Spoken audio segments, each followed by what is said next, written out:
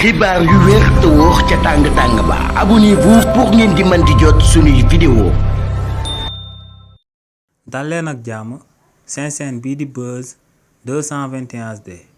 ki di Ndeye Fatou Gueye nekk ancien DAGE bu ministre de l'enseignement supérieur bii di Cheikh Oumar Anne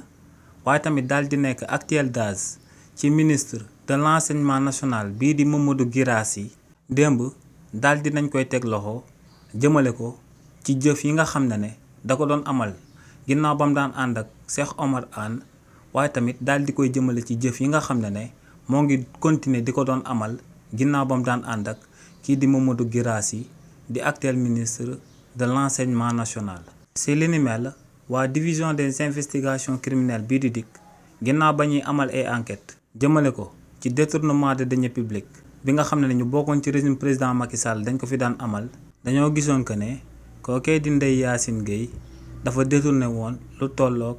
200 millions de francs CFA ci benn marché public ginnaaw ba mu daan nekk DAGE ci biir ministère de l'enseignement supérieur ginnaaw ba fa kookee di Cheikh Oumar Anne di daan nekk en 2022 waaye tamit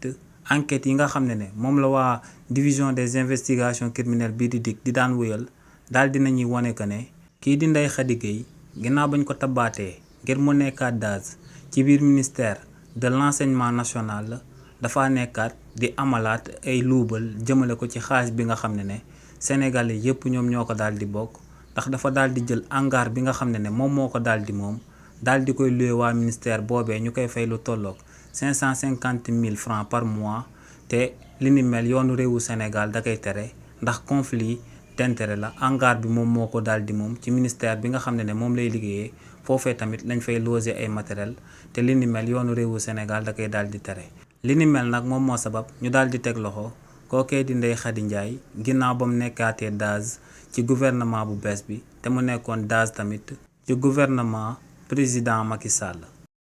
xibaar yu wér te wóor ca tàng-tàng ba abonnez-vous pour ngeen di mën di jot suñuy vidéo.